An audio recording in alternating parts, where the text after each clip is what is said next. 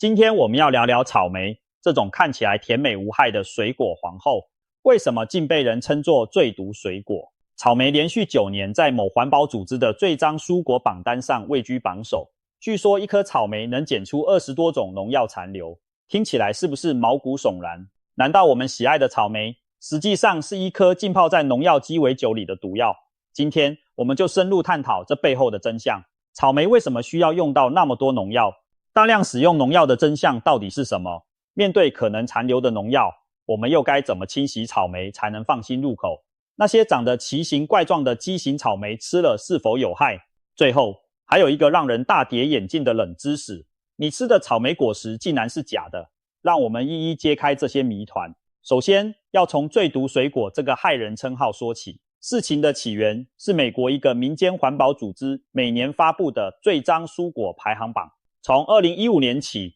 到最近几年，每一届榜单的冠军都是草莓。榜单指出，在抽样检测中，绝大多数非有机种植的草莓表面都残留农药，多达 99% 的草莓样本被检出至少一种农药残留，平均每个样本检出7、8种以上的农药。有些极端案例中，一颗小小的草莓竟验出超过20种不同的农药成分。这些数字传开后，媒体便给草莓戴上了世界上最毒的水果这顶帽子，吓得不少人闻草莓色变。其实这个最毒水果的说法有些断章取义。近年来，网络上甚至一度流传一段某莓农的视频，把草莓形容成百毒之首，说什么草莓从苗到果要狂喷农药，种出来的都是泡在药水里的毒果，搞得人心惶惶。所幸专家们随后出面辟谣，指出这类说法严重夸大，不符合农业实际。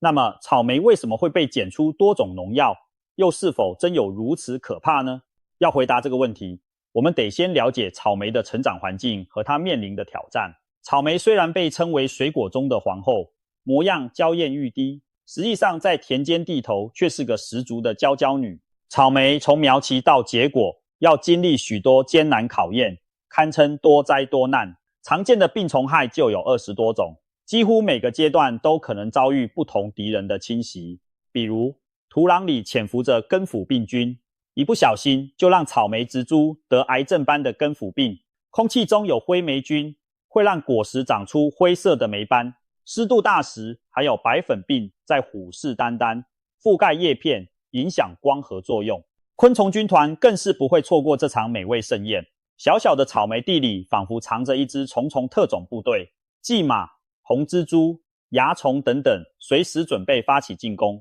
可以说，在一颗草莓长大的过程中，从地下的根到地上的叶，从花朵到果实，每一环都有不同的病虫害威胁着它。面对这么多敌人，辛苦耕耘的草莓农当然不甘心作事作物被摧毁，只能祭出他们的武器，那就是农药。杀菌剂、杀虫剂、除草剂轮番上阵，才能勉强保护这些娇嫩的红宝石顺利成熟。有人或许会问，为什么要用那么多种农药？不能只用1、2种解决吗？这就好比医生治病，不同的病要用不同的药对症下药。草莓的病害种类繁多，一种药往往只能针对1、2种问题。为了全面防治，农民不得不准备药柜里的多种药剂轮流使用。比如预防真菌病害要撒杀菌剂，对付蚜虫、红蜘蛛要用杀虫剂，甚至土壤里的线虫和杂草也需要特殊药剂处理。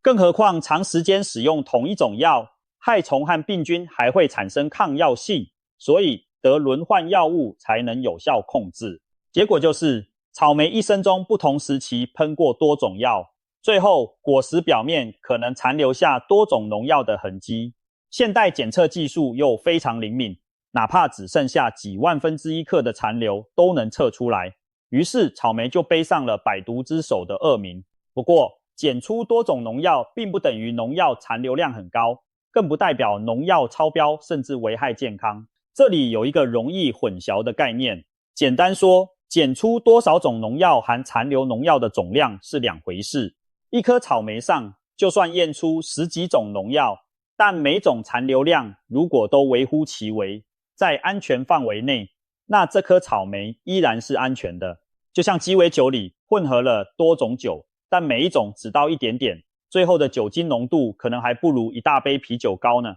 各国食品安全机构对农药残留都有严格的容许标准，只有残留量超过了规定的最大限量，才会对人体健康构成风险。我们国家也针对草莓制定了数十种农药的残留限量标准，这些标准是根据大量试验数据、居民饮食情况和农药毒理资料，经过科学风险评估后制定的，非常可靠。实际的监管抽检数据也显示，市售草莓的农残合格率常年在 98% 以上。换句话说，通过正规管道买到的草莓，虽然能检出农药种类，但含量几乎都在安全范围内，只要清洗干净，大可以放心食用，并不像那个耸人听闻的称号说的那样可怕。当然，这并不是鼓励大家对农药残留掉以轻心，我们强调的是剂量和规范使用的重要性。如果有不法农户违规使用了禁药、高毒农药，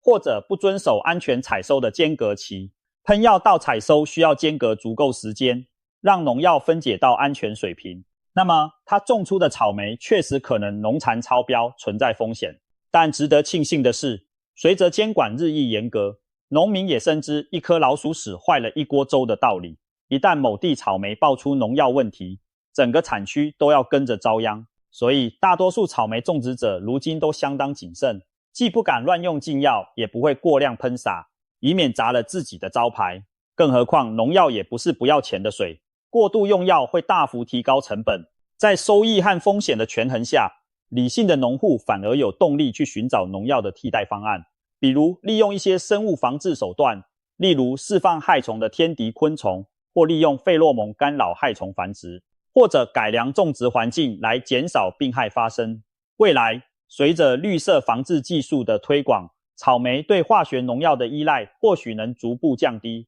但在目前条件下，要完全不用农药种出商品草莓仍然非常困难。所以，我们与其妖魔化农药，不如学习如何正确使用农药，以及有效清除残留，来保障我们餐桌上的安全。说到这里，你或许会问，既然难免会有农药残留，那吃之前到底该怎么把草莓清洗干净呢？别急，我们现在就来分享正确的草莓清洗方法。很多人都有自己的一套洗草莓偏方，有人说用盐水泡，有人说用面粉或小苏打水搓洗，甚至还有人特地买蔬果清洁液。但其实清洗草莓最关键的一点很简单，那就是一定要在流水下彻底冲洗，而且千万别一开始就把草莓的蒂拔掉。为什么强调不先去蒂？因为草莓蒂就像一个天然的瓶盖，如果你提前摘掉这顶绿色小帽子，再把草莓往水里一泡，水中的农药残留和脏东西反而更容易渗进果肉内部去。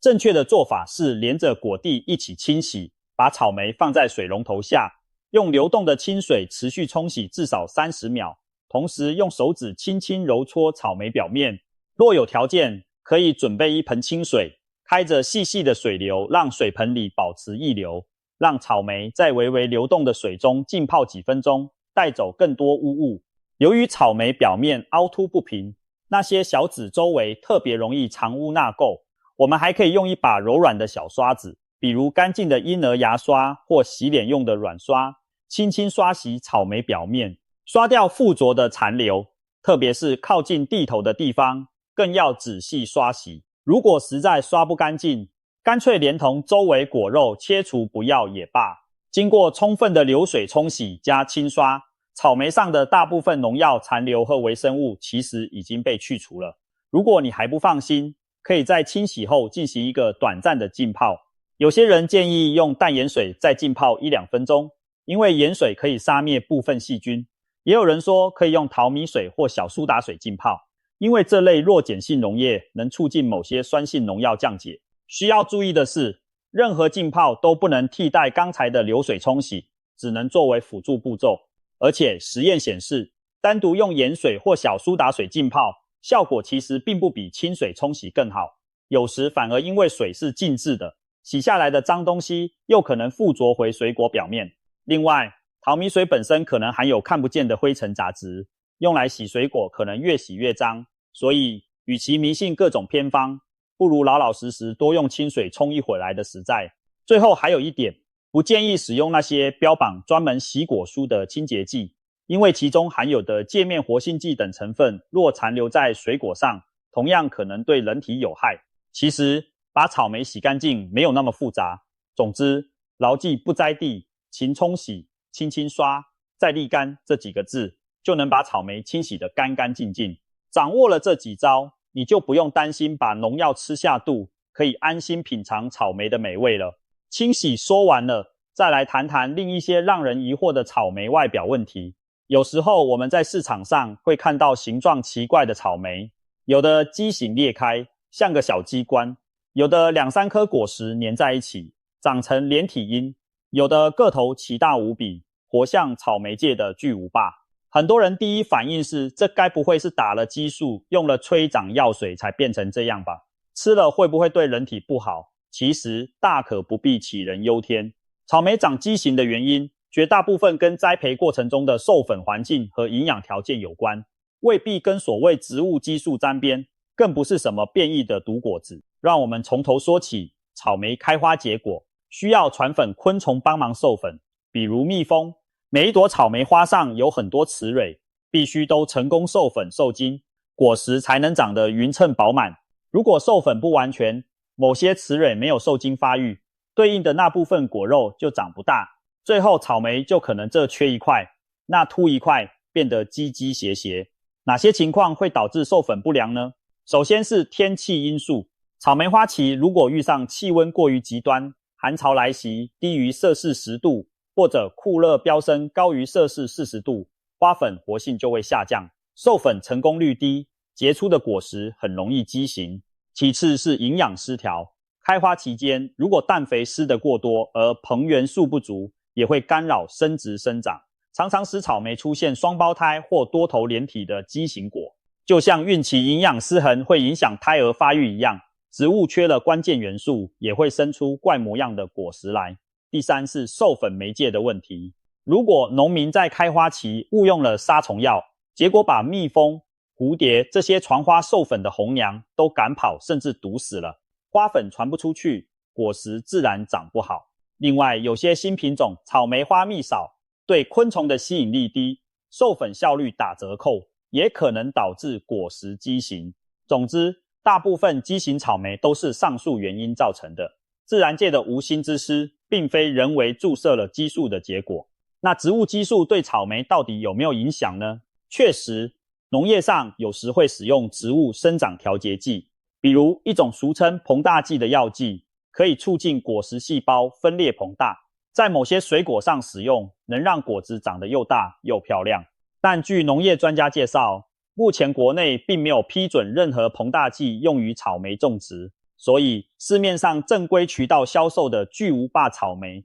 一般都是品种优良加上精心栽培的结果，而不是什么药水灌出来的。如今的草莓品种经过育种专家常年选育，个头早就比老祖宗的野草莓大了好几倍，比如红颜、张基这些优良品种天生个头就不小。那老祖宗野生的草莓果实可是很迷你的，只比指甲盖大一点点，胜在香气浓郁，但产量极低。如今我们吃的大草莓主要得益于人类的培育智慧。18世纪时，欧洲园艺家将一种源自南美洲智利的草莓与北美弗吉尼亚草莓杂交，意外培育出果实硕大的新品种，这便是现代栽培草莓的起源。从此草莓进入了大果高产的时代。也就是说，今天市面上的草莓品种都是人类精心培育出的优秀后代，并不是什么基因突变的怪物，大家尽可以放心享用。我们挑选草莓时也会发现，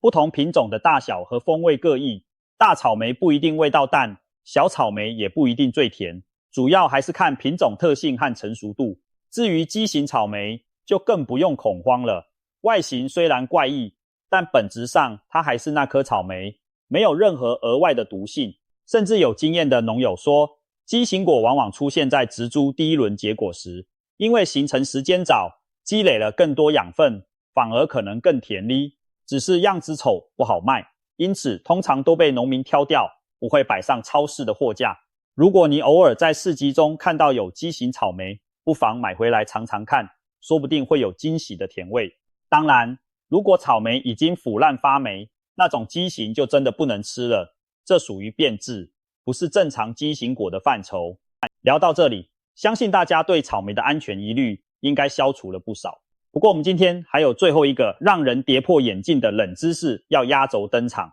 你吃下肚的草莓果实其实根本不是真正的果实，这是什么意思呢？难道我们天天吃的草莓是假的？也不能这么说，只是我们平常理解的果实和植物学上的定义不一样。在植物学中，真正的果实，也就是所谓真果，是由花朵的脂肪发育而成的。比如桃子、梨子、橘子这类水果，花谢后脂肪膨大，变成果肉，里头包着种子。而草莓是个特例，当它的花朵完成授粉后，花朵底部托着花瓣的部分，也就是花托，开始迅速膨大，变红变甜，成了我们眼睛看到、嘴里尝到的多汁的草莓。与此同时，草莓花上众多雌蕊各自的脂肪反而没有长成像桃子那样单独的大果肉，而是各自变成了一粒粒小坚果状的东西，镶嵌在红红的花托表面，那才是草莓真正的果实。没错，